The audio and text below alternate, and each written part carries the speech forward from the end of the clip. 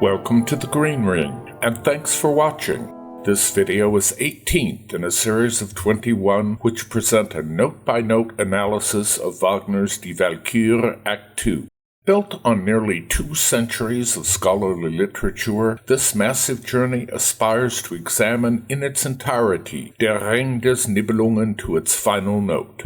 I hope you'll take this gigantic voyage with me, which I'm working night and day to complete.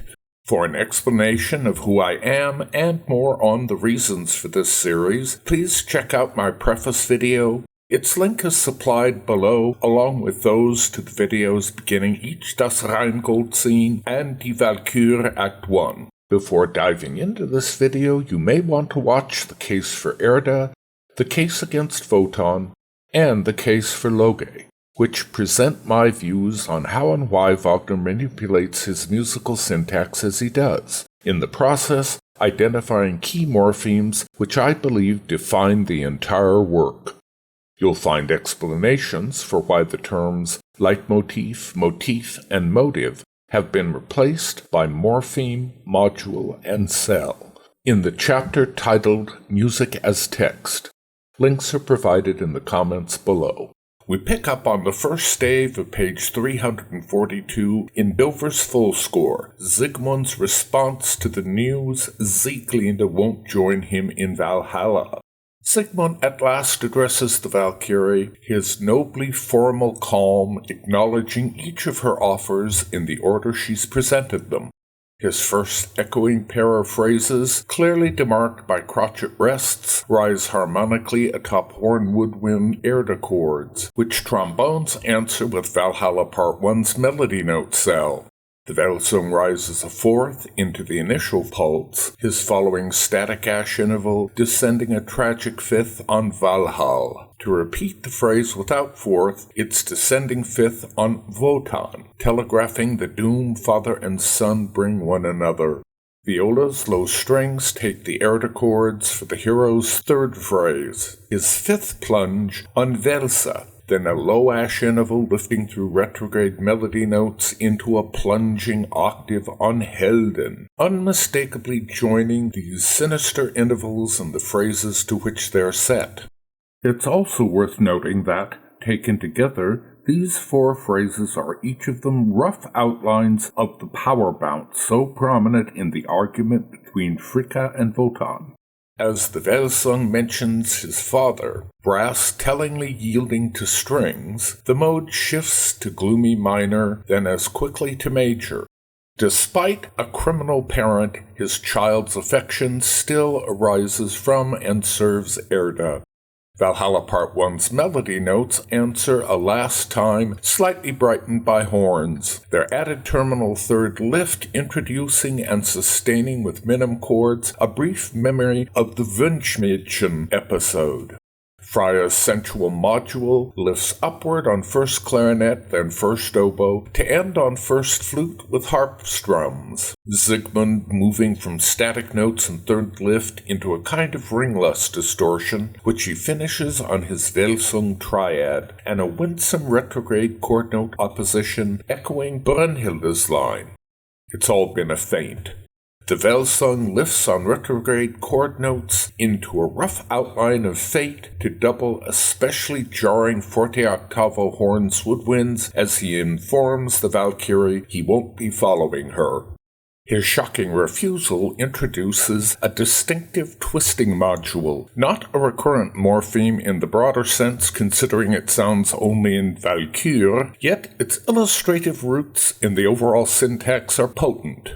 Its initial strophe sounds muscularly across the whole string choir lacking contrabasses, which join only to punctuate Fate's terminal chord with a strong pizzicato.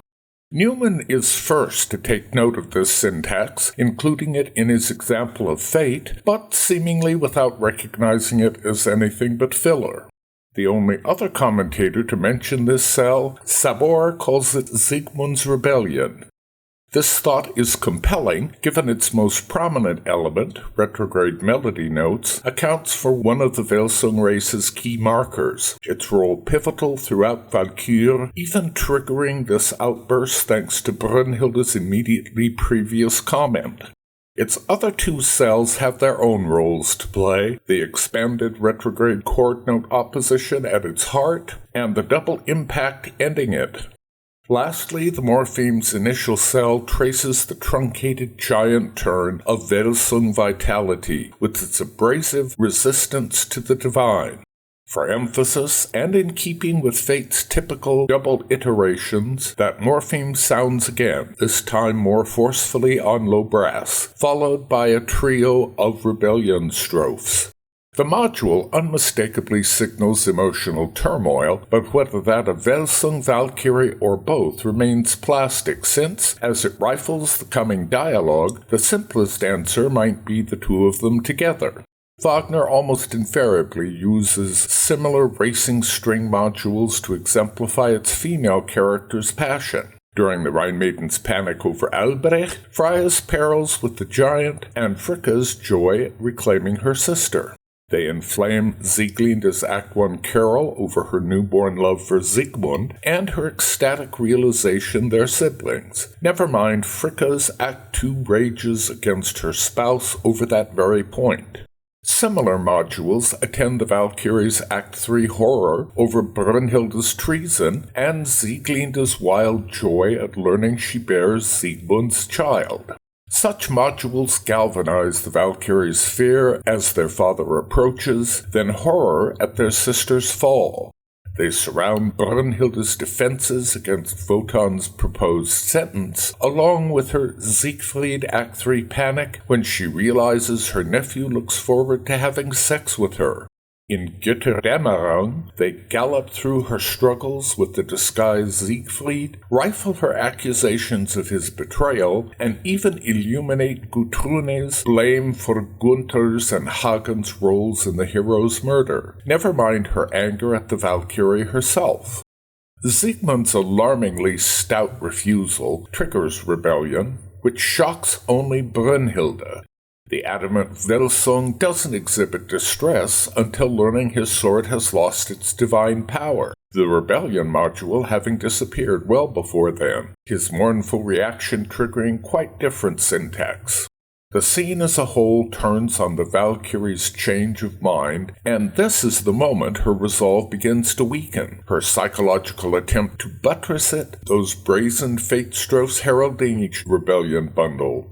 This accounts for the sea change in enunciation, scene 4's most pervasive morpheme, whose evolving context suggests its analytically flavored moniker, enunciation of death, obscures its actual function.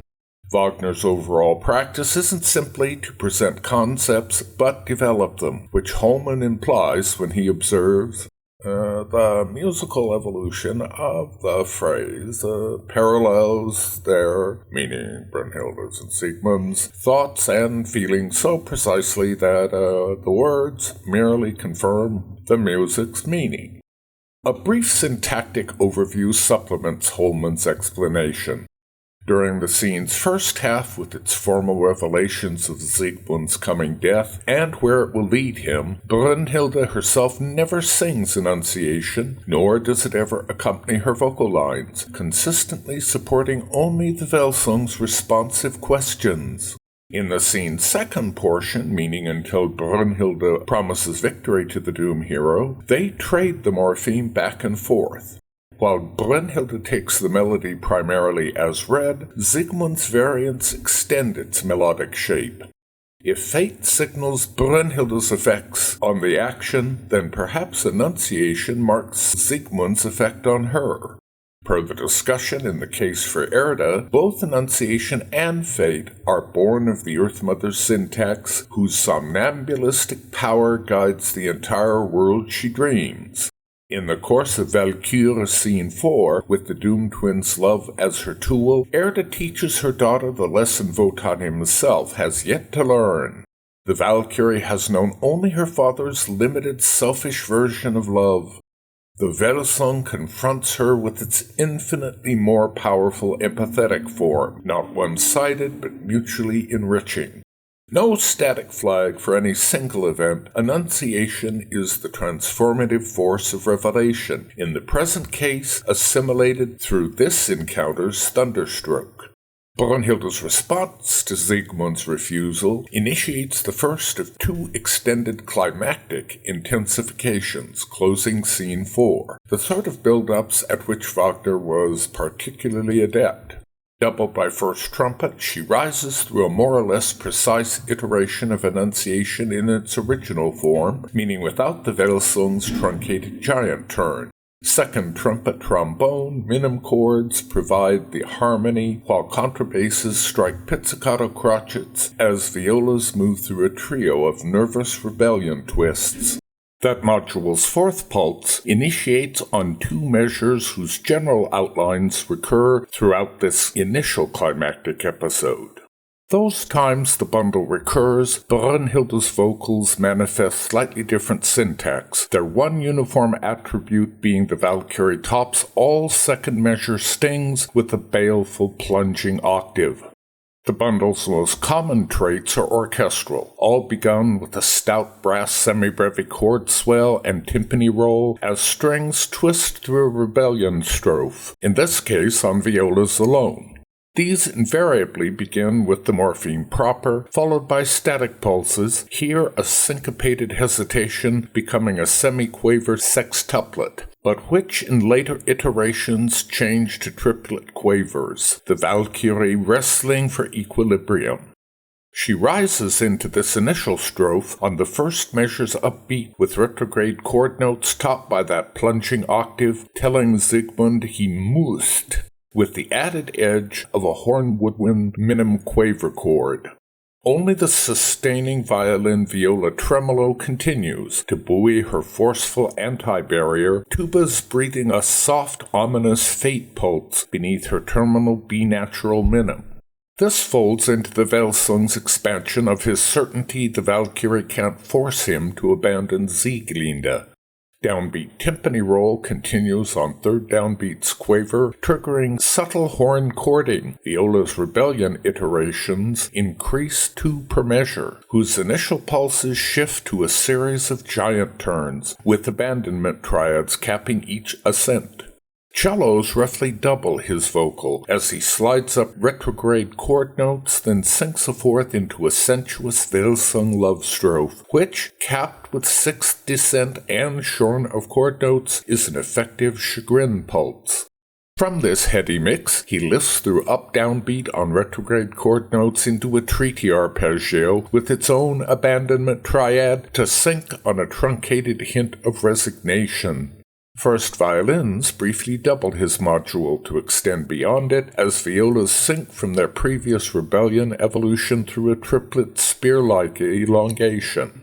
As he stresses Brünnhilde's lack of power over him, Siegmund moves through an up-down-beat double impact to launch a duo of fate pulses, their wonted harmonic lifts doubled in first violins, horns intoning retrograde chord notes, viola modules alternating between the original rebellion contour and those evolutions crowned by abandonment triads.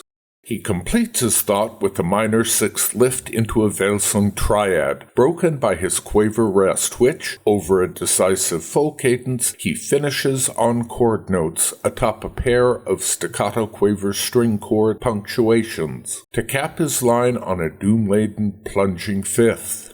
Trumpets, trombones meet his defiance, a harsh fate pulse that, after viola's rebellion module, tailed out by 3 hesitant, rest-separated quavers, sounds again buoyed on its wonted harmonic lift, rebellion answering it to finish with a pair of triplet static quavers.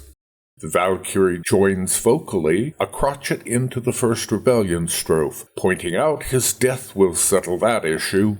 Her initial phrase pair aligns to the rebellion strophes, a low ash interval lifting a 3rd, and after a minim rest, the drop of a 4th into a sinister inverted ash interval on chord notes. With its final minim, first trumpet sings a pure enunciation melody, supported by woodwind's brass chording and timpani roll, viola rebellion pulses on each measure.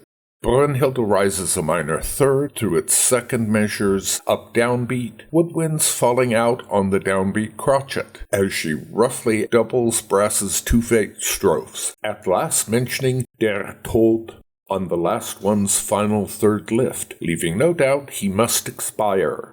The ensemble repeats the jarring rebellion coda, woodwind chord sting sustained across the next 4 measures, this time as she follows a curse module, its 5th ascent changed to rising octave, the similarity further distorted by its premature ending on a falling 3rd. Catching herself in this first sign of potentially wavering resolve, the Walküre concludes with the retrograde ash intervals plunging 5th across another full cadence.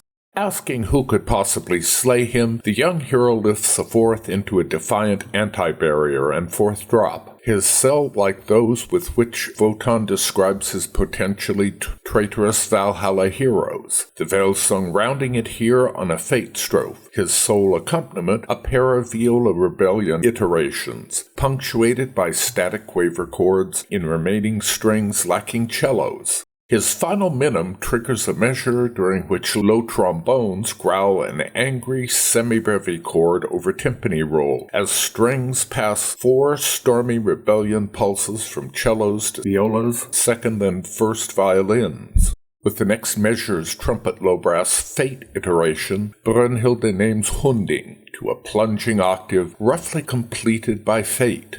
The following measure's timpani roll brass semi-breve chord swell drives cello 2nd violins moving through a rebellion pulse extended by a rising group of semi-quaver interval ascents followed by 3rd drops, which roughly outline the curse's initial lifting arpeggio, a hint at the Nighting's Act 1 persona reinforced as they fall from their arc's peak through a ring fragment. It's yet another mark of Hunding's part in the racial war, a cell wound through by viola's then 1st violin's defiant rebellion pulses. On the next measure's upbeat, the Velsung scoffs at this idea to a wulfing bounce and retrograde melody notes, his race strong, then distorts a 2nd bounce by falling a 6th through an inverted ash interval, accompanied by no more than strings and quaver staccato chords on 1st and 3rd beats. Finishing in chord notes, with the next downbeat, Siegmund launches a distinctive rebellion variant mixed with other revealing syntax as he indulges a moment of sharp contempt for Brünnhilde. The hero's vocal, while syntax-rich, is subtly driven by its orchestral support, which enjoys initial focus. Violas thrice repeat the rebellion module, first initiated on a double impact, paired strophes of that Fricka Hunding threat concluding all 3, phrased as pure ash interval distortions on rising octaves. The last 2 rebellion modules launch with plunging Erda 7ths, another veiled hint Siegmund triggers Brünnhilde's revelatory inspiration to serve the Vala's purpose. The final viola rebellion pulse ends falling on a ring fragment, out of which 1st clarinet twists by truncating Wotan's giant opposing god turn, a veiled hint at his endangered racial solution. However, it's an echo at a parallax of that turn in its complete form, though fractured between 1st violins and bass clarinet low strings, recalling its earlier distortion in the Walküre's prior encomium to Valhalla's heroes. Lastly, and most subtly, a chromatic ascent drives the passage's harmony, created through an involved series of low woodwind retrograde chord note overlaps, to maintain an almost jolly major in its last measure as the Velsung crows over his certain victory. Siegmund's vocal pulls all this together, beginning with an echoing pair of modules launched through high ash intervals on 6ths and ended on plunging 5ths, doubled by similar motion in the viola's rebellion modules. These closely imitate Fricka's appeals to divine rights in her argument with her consort, Wotan's cries of anguish over his impotence, and his caution that his daughter must be strong against the Velsung, themselves echoes of Rheingold's arguments over world power, whose later parallel in Götterdämmerung adds unique irony to this passage. Viola intervals in support of these vocal cells, rising octaves in Erda's sevenths, imply Siegmund's claim has more justice than any other in Erda's eyes, the Valkyrie's work on Wotan's behalf a deep affront. With his next phrase, the Velsung begins as if to echo the previous two, but instead completes it as a ring fragment, correcting the viola's parallax of that module, even as his words confirm its reference to Hunding. He finishes in the bold major mode with an anti-barrier, topped by chord notes, and after a plunging fifth, an Erda fourth, very nearly a Velsung love strophe. Overall, the syntax of this revealing sequence bristles with the juxtaposition of Siegmund's rightful and loving claims, supported by Erda, against Wotan's disastrously self-defeating choice to let him be killed. A blaring horn woodwind fate iteration jags back into minor mode, the Vala's shadow always hard across the scene, its rise on the downbeat of his last crotchet answered by Rebellion, which maintains its new minted double impact launch, the whole doubled in all strings save contrabasses, its nervously elongated triplet pulses ever more suggestive of the Valkyrie's attempt to resist the hero's righteous defiance. She calls him Velsung on a falling Erda's seventh, echoing those in his prior insurgents, another sly hint of her wavering resolve thanks to her mother's influence. With her E-natural crotchet on the measure's third beat, precisely timed to launch the string's unnerved triplets, first bass trumpets growl a low ash interval up a fourth, eerie memory both of the Rheingold's power and its reflection in Notung. With the next measure, trumpets move through a second fate iteration, underpinned still more harshly across full trombone choir. Resuming with it after a minim rest on the E-sharp above, Brünnhilde moves through static notes to plunge an octave against her prior rising ones, lending righteous punch to Siegmund's defiant vocal. In the measure following another muscular rebellion pulse, violin's violas lapse into tremolo as she counters Velsung that death's lot falls to him alone, her plunging octave and melody notes a barrier distortion whose Velsung triad finish evokes with chilling irony his Act 1 memory of the sword his father has promised, itself an evolution of Wotan's Rheingold inspiration. Siegmund naturally calls on this sword now, his trump card, atop continued violin-viola tremolos, low strings marching slowly down the retrograde melody notes of his racial potency. His voice morphs a Velsung race bounce by initiating it on a descending third, a ringless distortion. Second trumpet bravely answering a dotted crotchet into his minim with the same interval as it launches the weapon's morphine.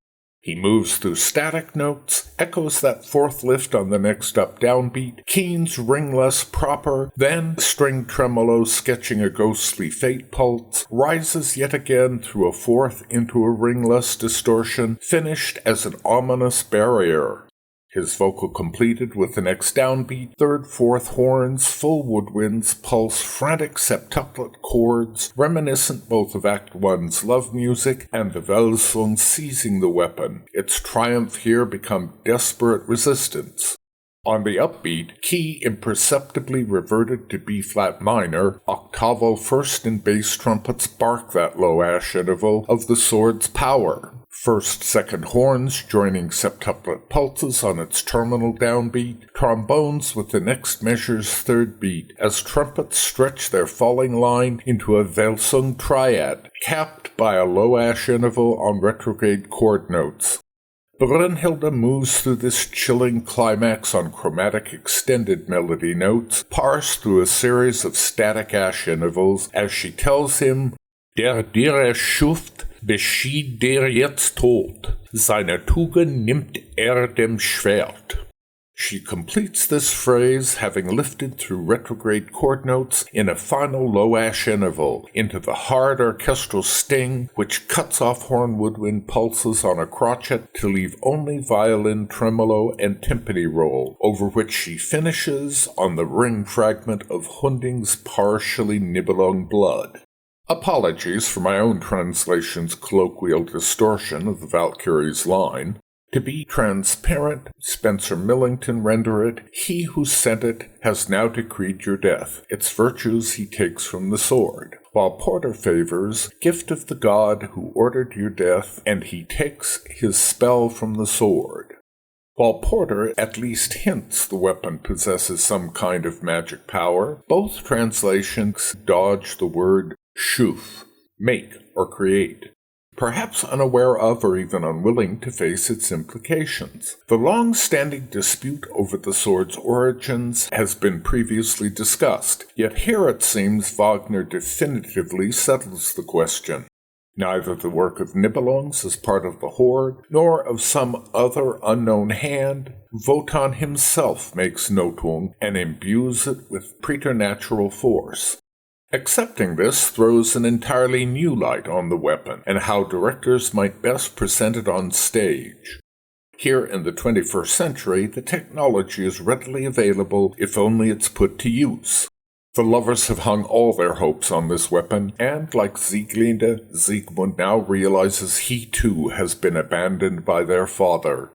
With this coda to Scene 4's penultimate climax, prelude to its final crescendo, rather than curse his faithless parent or bemoan his own fate, the Welsung's mind is on one thing only: Schweig und erschrecke die Schlummernden nicht.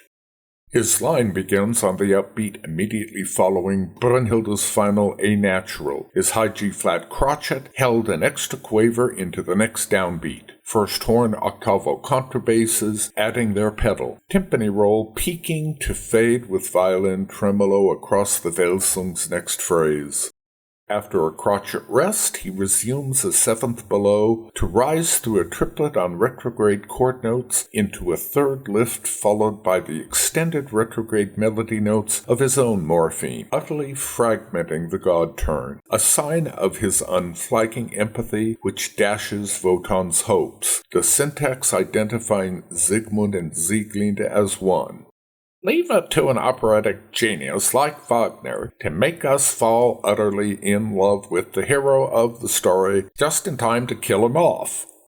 To mark the end of this, Scene 4's first climactic passage, violins timpani disappear in a soft quaver with contrabass's pedal crotchet on the next downbeat. Unison violas, cellos taking up a sinuous line on second beat. Its triplets through the following 19 measures, a subtle evocation of the twins' flight during the prelude and interlude, supported only by continuing first horn pedal. String's initial Welsung love pulse hesitates, then sinks in quick succession through an additional pair to linger a dotted crotchet and drop a third into more chord notes.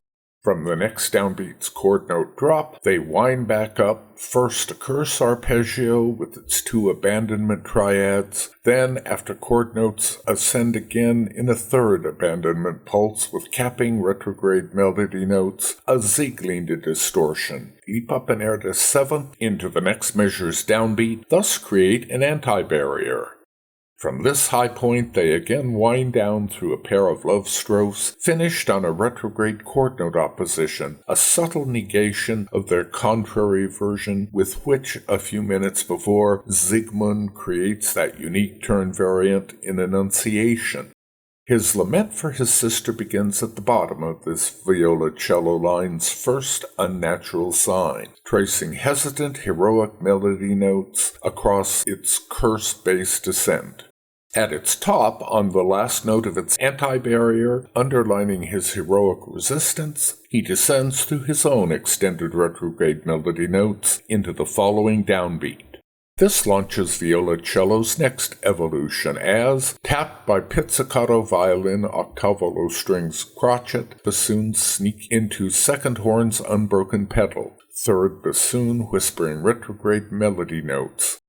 Cello's violas descend against them through another three love strophes, capped by a trio of retrograde melody notes, each launching the next with upward leaps, effectively an anti-barrier trio, foreshadowing Brünnhilde's Act 3 defenses as inspired by this moment. Second horn at last breaks its pedal by soaring up 2 octaves through a pure ash interval capped in chord notes beneath second bassoon 6th drop and Welsung bounce, the last cello-viola retrograde melody, gliding through hesitant chromatics into the next downbeat solitary love iteration, continued into the next measure with an equally chromatic retrograde melody pulse. Siegmund floats his encomium to Sieglinde's fidelity on this bundle, as he slides down a Welsung triad into his extended retrograde melody notes, parsed as 3 chord note pulses. Even if inadvertently, he himself is at least partly responsible for her latest abandonment, his syntax a legacy of his power-hungry sire's breeding plan. His distress swells the emotional heat as second violin establishes a breve semi-breve minim pedal, second horn its own breve on third beat, bassoon semi-breve then minim chords topping first violin's octavo low strings as they ooze up chromatic semi-breves, low strings continuing another minim crotchet. This supports viola's cello's descent on chord notes, third drop, and retrograde melody notes to leap up an octave, then descend the same through an inverted ash interval. It initiates a series of 3 inverted ash intervals, rising with low strings, the first pair begun on 7th lifts, the last to 6th. Their subsequent double impacts lowered those equivalent intervals. This, and their agitated chromatic ascent, recalls Siegmund's prior contempt, with its flavor of worldly struggle, while his vocal lifts a 4th into static notes eerily like Brünnhilde's line as she announces the sword's inefficacy. He concludes his phrase with the turn, forged in his Act 1 woe, as he bewails, "Gegen dich wütet in Waffen die Welt." And it's the world indeed which is against them both, from their father down to the Nibelungs, and even Erda herself. Ardor cooling momentarily, viola's cellos rise from their last inverted interval pulse on melody notes to sob another Welsung love strophe, then a retrograde chord note opposition that drops a third instead of its rise on that interval in rebellion. Siegmund's focus shifts to his own failure after a crotchet rest, as he lifts the third between up-down beats to sink a doleful 6th, ascend a heroic 5th, then, doubled by first violins, falls through his extended retrograde melody notes, viola's cellos supporting with the hesitant retrograde chord note opposition, broken across a third descent. The emotional heat increases again, second horn leaving its pedal to join bassoon contrabass crotchets rising on the curse arpeggio, while viola's cellos twist upwards in a line built from third lift into a melody note pulse and 2 retrograde melody note iterations, each parsed by upward 3rd, 4th, then 5th leaps, to bracket an anti-barrier. The last retrograde melody becomes a love strophe, its hesitant final crotchet tied to the quaver of a second and lower love pulse. With the first love cell, the Welsung rises across up-down beats on a third into retrograde melody notes to lift a tritone, a chillingly compromised anti-barrier, then conclude with extended retrograde melody notes, again doubled in first violin. Grounded in octavo low-string minims, violins, violas resume the sextuplet chord pulse from Brünnhilde's news that his sword is useless, a chromatic harmony ascent underlining the Welsung's rising blood at this treachery's cost to his beloved.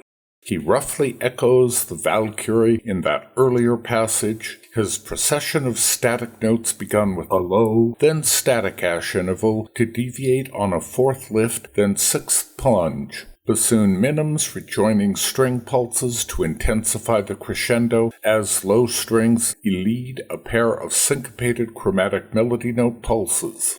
Resuming a 4th above after a crotchet rest, he builds chromatically through his own melody notes, octavo low strings launching a retrograde ash interval with his next crotchet rest to drop a 3rd into the next downbeat, where they join high strings in a pungent quaver sting.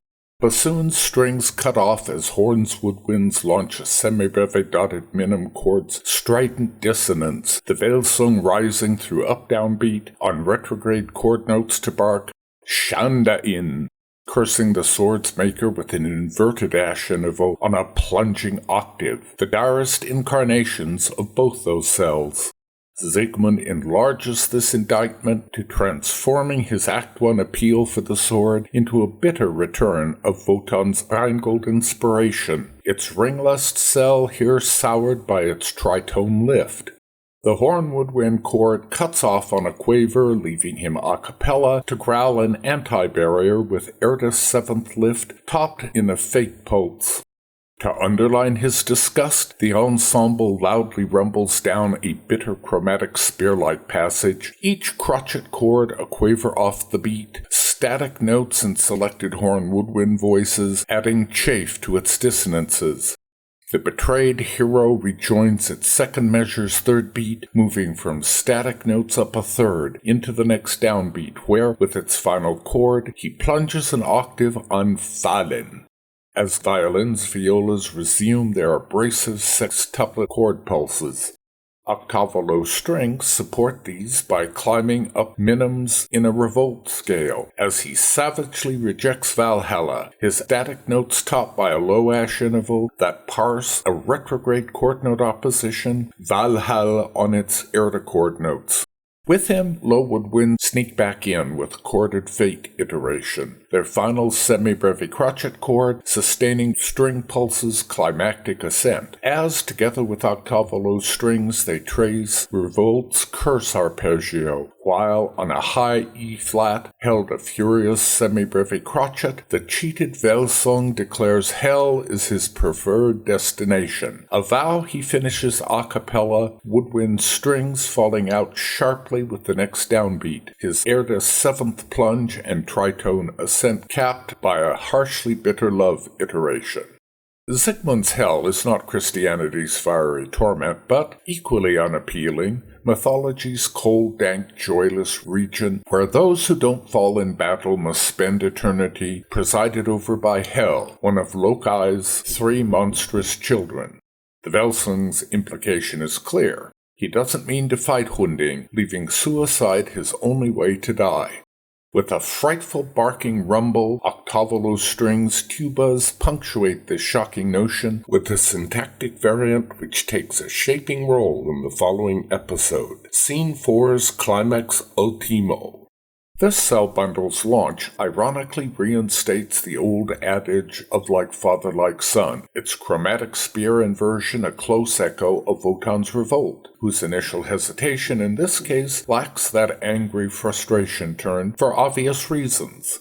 After this early similarity, Siegmund's variant proceeds on its own, and expectedly through two love strophes to finally sink on the Welsung's extended retrograde melody notes, whose final three pitches phrase as retrograde melody notes, equally important to his race and its future. This powerful sign of the hero's rebellious defiance, still deeply saturated with his father's syntax, implies he's not quite so perfect a representative of empathetic love as one might hope. As his colloquy with Brünnhilde proceeds, he proves the truth of that suspicion.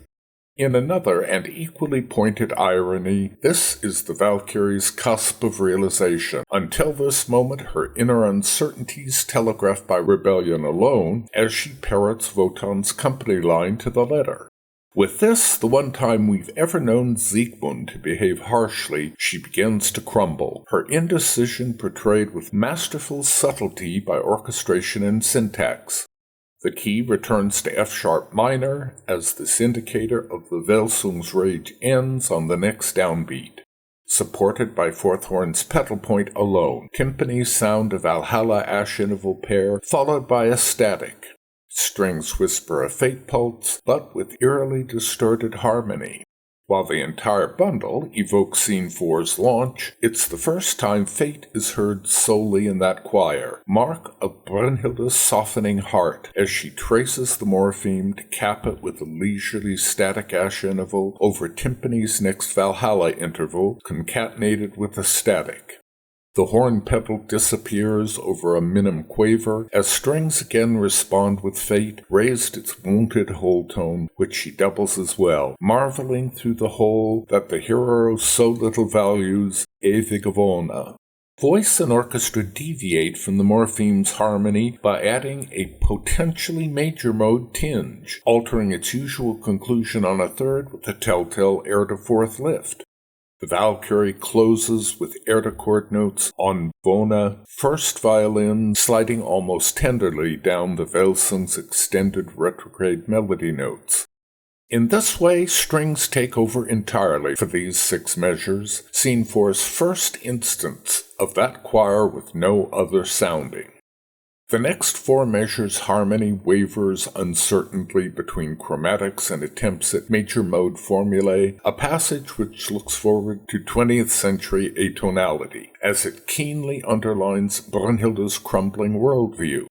Over uneasy second violin, viola, cello minim chords, first violins roughly double her in a trio of downward spear-like scales, deviating from the first by intruding that Welsung turn with its eerie similarity to the truncated giant turn the hero has added to enunciation, while, as if triggered by this first iteration, the Walküre almost tenderly conforms her vocal to its second. With this, the harmony shifts decisively away from unnerving chromatics as she concludes on retrograde melody notes, the Welsung's racial potential. With these 3 phrases, she puzzles over the unthinkable notion that any good could be greater than Valhalla's, her downbeat E-sharp answered by a subdued viola rebellion strophe. The Walküre resumes with Nicht sonst hieltest du her, her third lift into a pure anti-barrier strophe, quietly proving she is the solution to all her father's woes, who is too blinded by his pride to see it. Not a bad segue for this video. The next commences where it leaves off on the 3rd stave of page 357 in Dover's full score, Siegmund angrily misreading Brünnhilde's sympathy. As always, thanks for watching, and please do leave your comments. Time and energy allowing, I'll do everything I can to respond. Lastly, as all YouTubers know, your subscription to this channel by itself is a huge assist in completing this vast project. Hit the bell to be notified of the next videos. With luck and your support, there's a lot more to come.